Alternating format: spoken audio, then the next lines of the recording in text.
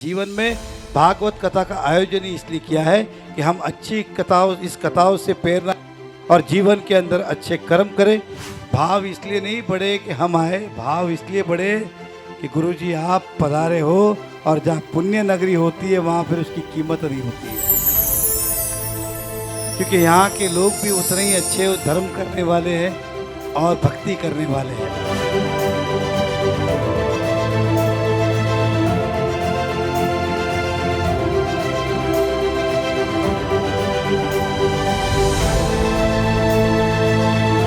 सबसे पहले मैं व्यासपीठ को नमन करता हूँ। हम सबके लिए सौभाग्य की बात है कि आज के इस अवसर पर हमारे इस्कॉन टेम्पल के हमारे प्रमुख जी यहाँ पधारे हैं, भक्ति पद्म सौरभ जी, उनको भी वंदन करता हूँ। मैं हमारे व्यास जी श्रीमद लाल गोविंद जी दास जी के भी चरणों में नमन करता हूँ। सामने उपस्थित सभी भक्तगण, मेरा भाईंदर तेजी से बढ़ने वाला शहर है और मेरा भाईंदर की पहचान विकास से ज़्यादा यहाँ पे धार्मिक उत्सव सबसे ज़्यादा होते हैं। हम कह सकते हैं कि आज मैं इस वक्त तीसरी भागवत कथा में उपस्थित हूँ, क्योंकि यहाँ के लोग भी उतने ही अच्छे धर्म करने वाले हैं और भक्ति करने वाले हैं। मेरा भाईंदर में इस तरह के जब भाव निर्माण होते हैं तो हमारी पुण्याई बढ़ती है। भाव इसलिए नहीं बढ़े कि हम आए, भाव इसलिए बढ़े कि गुरुजी आप पधारे हो, और जहाँ पुण्य नगरी होती है वहाँ फिर उसकी कीमत नहीं होती है। सही है कि नहीं? सही है। मैं आप सभी को आज के दिन की बधाई देता हूँ। हम सब भागवत कथा में उपस्थित हैं, हम सब का सौभाग्य है। और मैं भी आना चाहता था, लेकिन कल आ रहा तो आ जाऊँ, लेकिन समय लिखा था आज का आना, इसलिए आया हूँ। मैं अक्सर कहता हूँ कि जब ऐसी जगहों पे हम उपस्थित होते तो कहीं ना कहीं हमारा दुर्भाग्य जो है वो टल रहा होता है। हमें लगता है कि सब अपने आप हो रहा है। आपका और या मेरा उपस्थित होना ये भगवान की मर्जी थी। अगर मैं यहाँ उपस्थित नहीं होता तो हो सकता है कुछ गलत हो सकता था, इसलिए यहाँ आना भी भगवान की मर्जी थी। और हम अपने कर्मों के हिसाब से जाने जाते, माने जाते।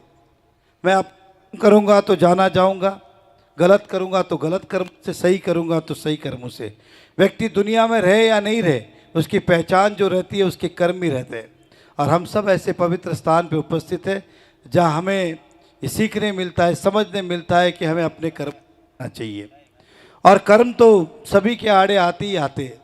ये सब कर्मों का खेल है, कर्म से कोई बच नहीं सकता है, ना वो बचे ना हम बन सकते। इसलिए जीवन में भागवत कथा का आयोजन ही इसलिए किया है कि हम अच्छी कथाओं से प्रेरणा और जीवन के अंदर अच्छे कर्म करें। यही मैं आपको शुभकामना देता। मैं इतना ही कहूँगा एक लाइन में कि भगवान किसी ना किसी रूप में आपकी मदद के लिए आते, केवल हमें दिखाई नहीं देते अगर हमारे कर्म अच्छे तो। और मेरी मनोकामनाएं आप पूरी करें,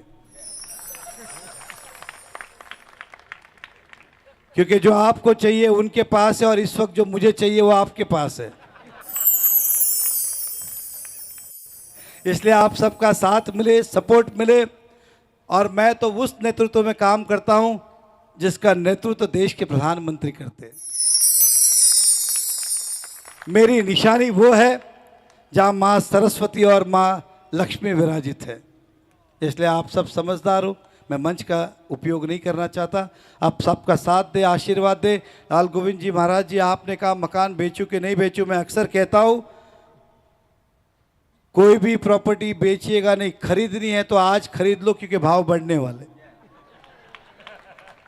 इस शहर में 30 तारीख को, इसी 30 तारीख को मेट्रो शुरू होने वाली है और 4-5 महीने बाद 24 घंटे पानी आने वाला है।